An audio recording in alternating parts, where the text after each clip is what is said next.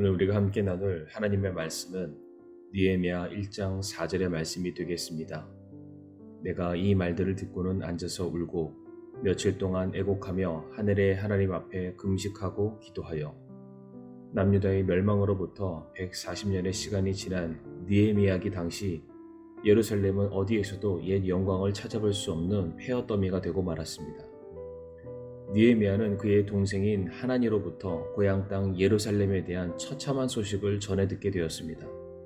느헤미야 1장 3절 말씀에 포로로 사로잡힘을 면하고 거기에 남아있는 남은 자들이 그 지방에서 큰 고통과 치욕을 당하며 또한 예루살렘 성벽은 무너지고 성벽의 문들은 불탔나이다.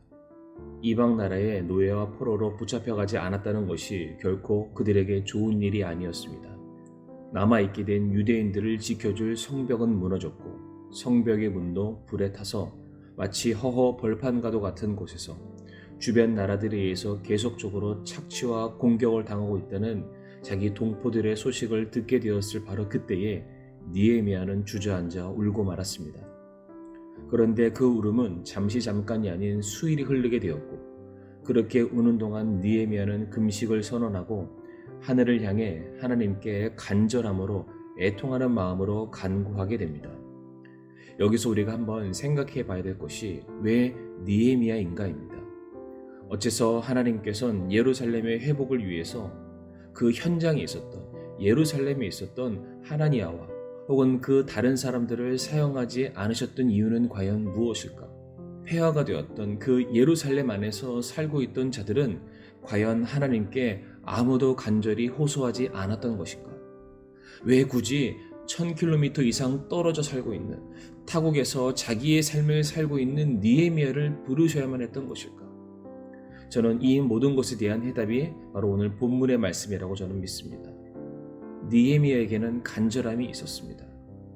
무너져 내린 성벽이 그리고 고통당하고 유린당하는 민족과 하나님의 영광이 떠나버린 자기 고향 나라를 바라보게 되었을 때에 그는 결코 가만히 있을 수 없었습니다.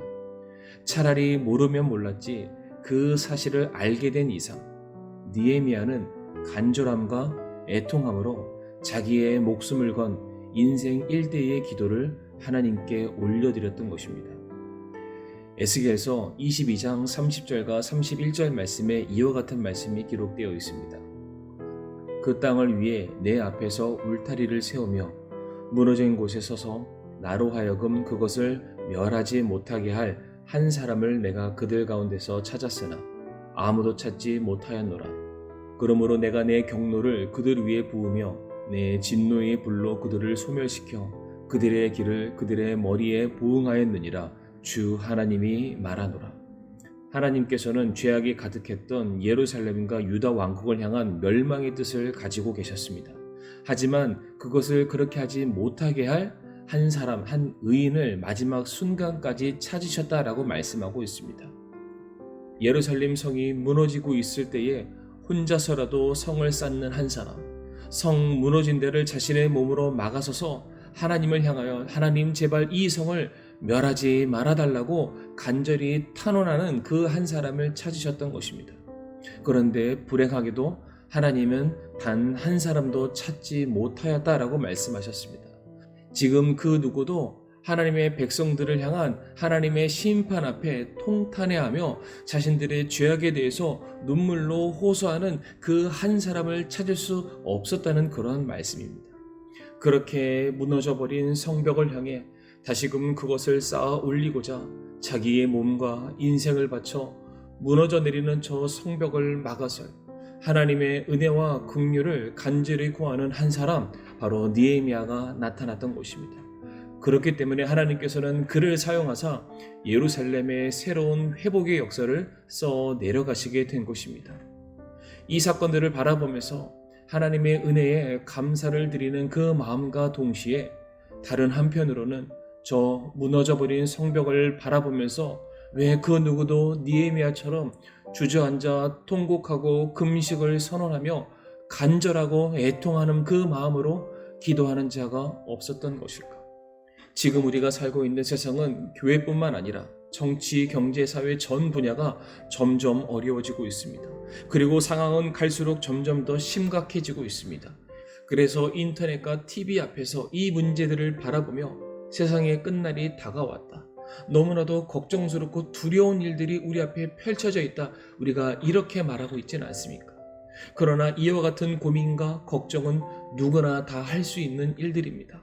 과연 이와 같은 때에 애통하는 마음으로, 간절한 마음으로 우리 성도님들께서는 하나님께 기도하고 계십니까?